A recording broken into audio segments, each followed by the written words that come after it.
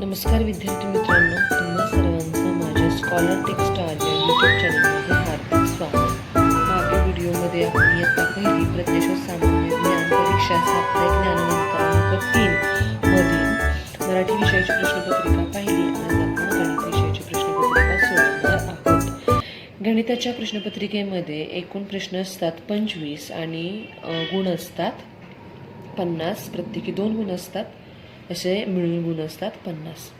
चला तर मग सुरुवात करूयात आपण गणिताची प्रश्नपत्रिका सोडवायला. प्रश्न क्रमांक 16.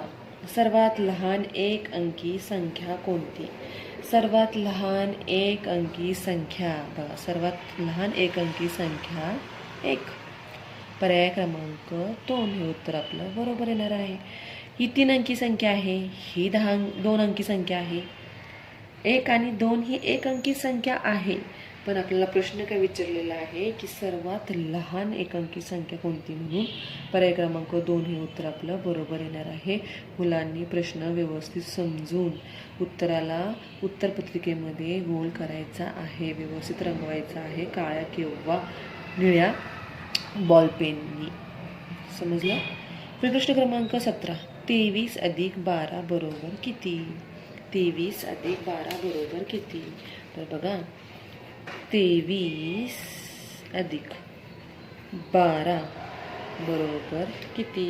अक्षरामध्ये दिलेलं आहे, आपल्याला अंकामध्ये नंबर लिहायचे आणि मग बेरीज करायची. एककाच्या घरामध्ये 3 आणि 2 या संख्या आहेत आणि दशकाच्या घरामध्ये 2 आणि 1 ह्या संख्या आहेत. आधी सुरुवातीला आपण एककाच्या घरातील अंकांची बेरीज करून घ्यायची. 3 आणि 2 5, 2 आणि 1 3, म्हणजे 35. उत्तर काय येणार आपलं? 35. 3 × 5 35. पर्याय क्रमांक 2 हे उत्तर आपलं बरोबर येणार आहे. पुढे प्रश्न क्रमांक 18. 4 दशक 8 एकक म्हणजे किती? आता बघा, 4 दशक इथं काय दिलेलं आहे? तर 4 दशक 8 एकक या 2 अंकी संख्या आहेत. जर आपण इथं घर आखून घेतलं, इथं येणार एककाचं घर, इथं येणार दशकाचं घर, आणि इथं किती एकक दिलेले आहेत? 8, म्हणजे इथं 8, आणि दशकाच्या घरात किती दशक दिले? 4, म्हणजे 4, म्हणजे आपली संख्या किती झाली मिळून? 48. आपली संख्या किती झाली? 48, म्हणजे 4वर 8. पर्याय क्रमांक 4 हे उत्तर आपलं बरोबर येणार आहे. पुढील प्रश्न क्रमांक 19. इथं एक भौमितिक आकार दिलेला आहे, त्याचं नाव आपल्याला पर्यायातून शोधायचं आहे. सोबतच्या भौमितिक आकाराचे नाव पर्यायातून शोधा. तर हा काय आहे रे? त्रिकोण आहे. त्रिकोण म्हणजे 3 कोण असलेला, 3 बाजू असलेला. समजलं? त्रिकोणाला 3 कोण, 3 शिरोबिंदू, 3 शिरोबिंदू असतात, 3 कोण असतात आणि ह्या 3 बाजू असतात, म्हणून हा त्रिकोण. पर्याय क्रमांक 1 हे उत्तर आपलं बरोबर येणार आहे. पुढील प्रश्न क्रमांक बघा, पुढील प्रश्न क्रमांक 20. इथं सुद्धा आपल्याला काय दिलेली आहे? या चौकटीमध्ये बेरीज दिलेली आहे. आपण बेरीज करूयात. इथं सांगितल्याप्रमाणे एककाच्या घरातील अंकांची बेरीज करायची. 0 अधिक 5 5च. शून्यामध्ये कोणतीही संख्या आपण मिळवली तर ती मिळवणारी संख्या ती 30 संख्या येते. बघा, 2 आणि 2 4, 4वर 5 45. पर्याय क्रमांक 1 हे उत्तर आपलं बरोबर येणार आहे. पुढील प्रश्न क्रमांक 21. 45 ही संख्या अंकात कशी लिहितात? तर बघा किती सोपं आहे. इथं जे उत्तर आलं 4वर 5 45. पर्याय क्रमांक 3 हे उत्तर आपलं बरोबर येणार आहे. पुढील प्रश्न क्रमांक 22. खालीलपैकी कोणत्या गटातील संख्या चढत्या क्रमाने मांडलेल्या आहेत?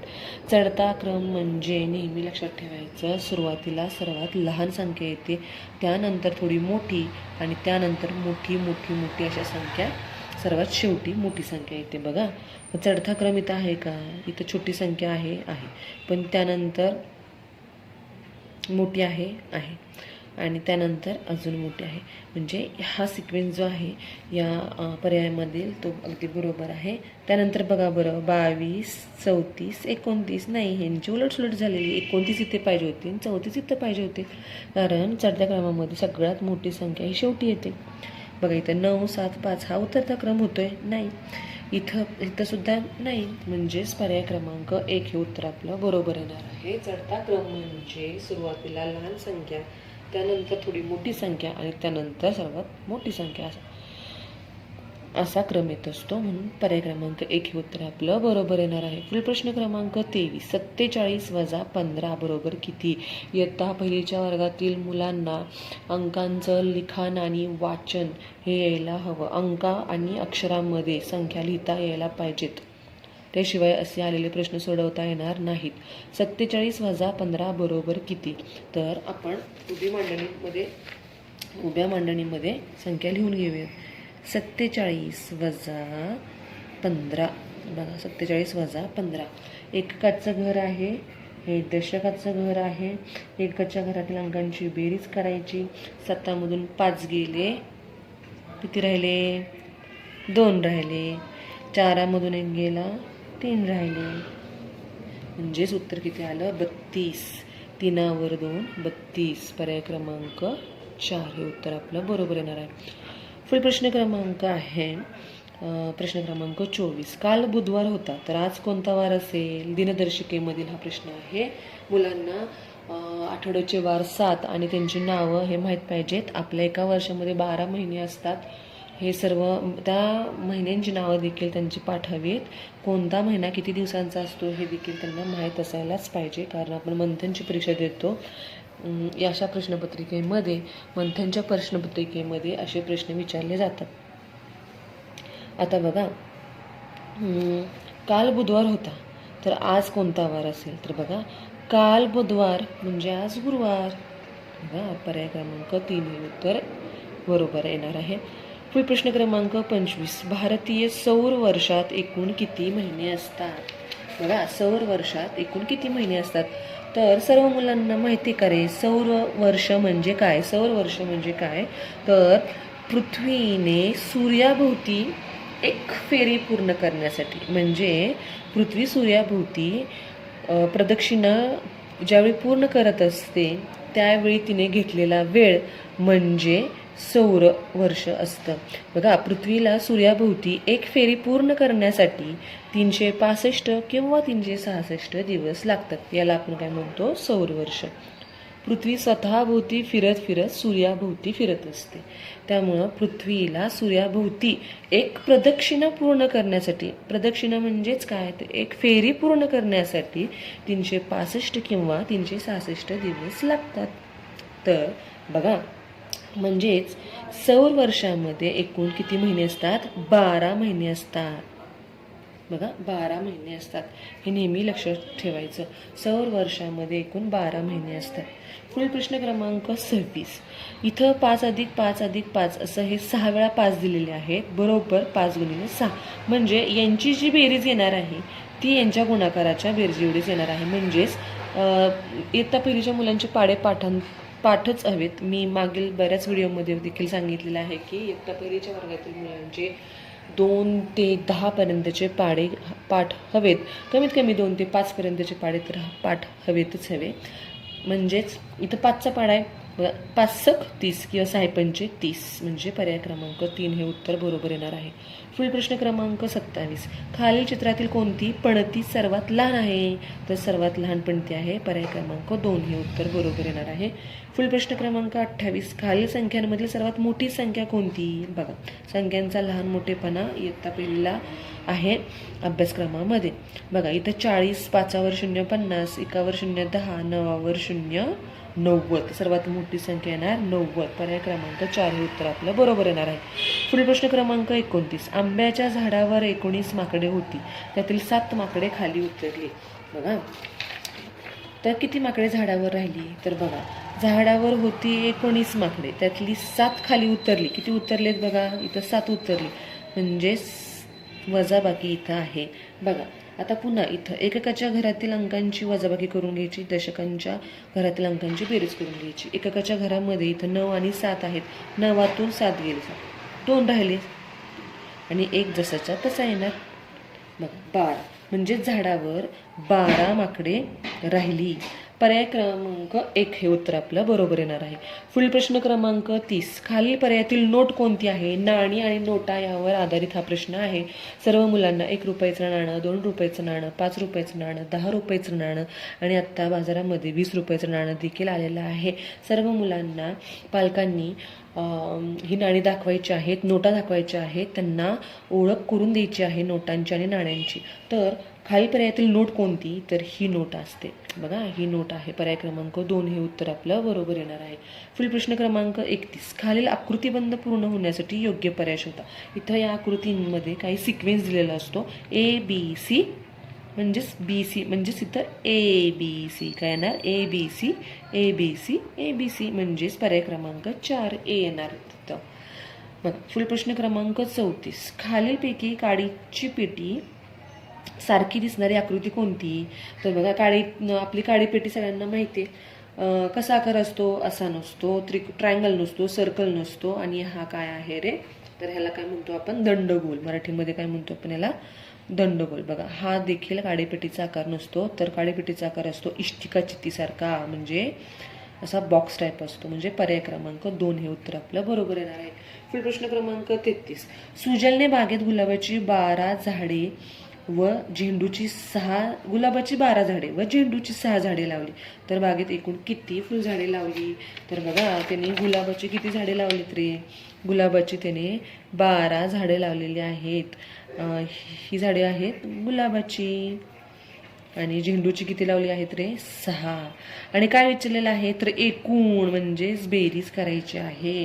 बघा, प्रश्नामध्ये ज्यावेळी एकूण, मिळून असे शब्द येतात त्यावेळी तिथं बेरीज करायची असते. बेरीजेचंच उदाहरण असतं ते. बघा, इथं पुन्हा एकदा एककाच्या घरातील संख्येची बेरीज करायची आणि दशकाच्या घरातील अंकांची बेरीज करायची. 2 अधिक 6 किती राहिले? किती मिळून बेरीज करायची आपल्याला ना? 6 अधिक 2 8 झाले आणि 1 18. म्हणजेच एकूण फुलझाडे किती लावली? तर 18.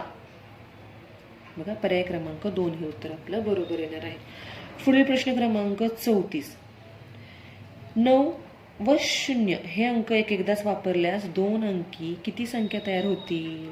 तर बघा, इथं जर विचार केला तर हे 2च अंक एकदाच वापरायचे. म्हणजे इथं झाले 90 आणि 0 आणि 9 म्हणजेच 2 अंकी संख्या किती झाली? ही संख्या नाहीच आहे. म्हणजे 2 अंकी संख्या कुठली झाली? एकच संख्या तयार झाली, ती म्हणजे 90. 2 अंकी किती संख्या तयार होतील? तर A. पर्याय क्रमांक 3 हे उत्तर आपलं बरोबर आहे. पुढील प्रश्न क्रमांक 35. बघा, खालील चित्ररूप माहितीचे निरीक्षण करा व विचारलेल्या प्रश्नांचे उत्तर पर्यायातून शोधा. चित्ररूप माहिती दिलेली आहे. इथं फुलाचे नाव दिलेले आहे, फुलं आणि त्या फुलांच्या इथं संख्या दिलेली आहे. तर बघा, गुलाब, सूर्यफूल, कमळ, जास्वंद.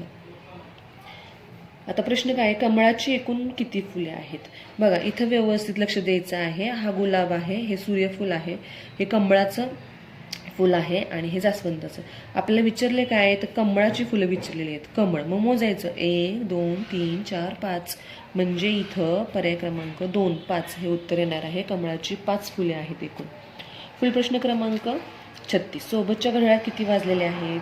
तर बघा, आपला मिनिट काटा 12 वर आहे आणि तास काटा 4 वर आहेत. म्हणजे आपल्या घड्याळामध्ये 4 वाजले आहेत. पर्याय क्रमांक 1 हे उत्तर येणार आहे. घड्याळ शिकत असताना मुलांनी तास काटा, मिनिट काटा हे सर्व लक्षात घेतलं पाहिजे. आणि कारण की घड्याळावर एक तरी प्रश्न असतोच, कायम एक प्रश्न असतोच. पुढील प्रश्न क्रमांक 37. 47 या संख्येच्या पुढची संख्या कोणती? 1 ते 100 पर्यंतचे अंक मुलांना लिहायला आणि अक्षरी लिहायला आणि वाचायला यायला हवेतच. 47च्या पुढची संख्या 48. 4 वर 8 48. पर्याय क्रमांक 4 उत्तर आपलं बरोबर येणार आहे. पुढील प्रश्न क्रमांक 38. खालीलपैकी कोणत्या संख्येतील दशक व एकक सारखाच आहे? बघा, आता इथं 7 एकक, इथं 6 दशक आहेत. इथं काय? एकक 0, दशक 0 ही 3 अंकी संख्या. एकक, दशक, शतक. मग एककाच्या घरात 0, दशकाच्या घरात देखील 0च. म्हणजेच इथं दशक व एकक सारखा आहे. म्हणजेच पर्याय क्रमांक 2 हे उत्तर आपलं बरोबर येणार आहे. प्रश्न क्रमांक 39. खालीलपैकी कोणत्या वस्तूचा पृष्ठभाग सपाट आहे? बघा, आरसा, चेंडू, पेरू आणि दोऱ्याचा रीळ. आरशाचा पृष्ठभाग सपाट असतो. चेंडू, पेरू, दोऱ्याचा रीळ यांचा पृष्ठभाग हा वक्र असतो.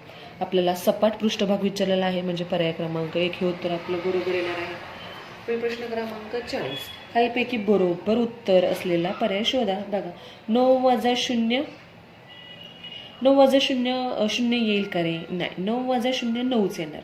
बघा, 7 अधिक 1 इथं बेरीज आहे. इथं तर एकने कमी संख्या दिलेली आहे म्हणजे हा चुकीचा पर्याय. 10 अधिक 3 13. बघा, 10 अधिक 3 13 आणि 20 वजा 15 20मधून 15 वजा झालेले आहेत म्हणजे संख्या कमी होणार आहे. इथं वाढलेली संख्या दिलेली त्यांनी, इथं संख्या कमी होणार आहे इथं कारण की वजाबाकी. आपल्याला उत्तर बरोबर असलेला पर्याय सापडला 10 अधिक 3 13. पर्याय क्रमांक 3 हे उत्तर आपलं बरोबर येणार आहे. गणिताचा अभ्यासक्रम अतिशय सोपा आहे. सर्व मुलांनी गणित या विषयाला घाबरवून जायचं नाही आहे.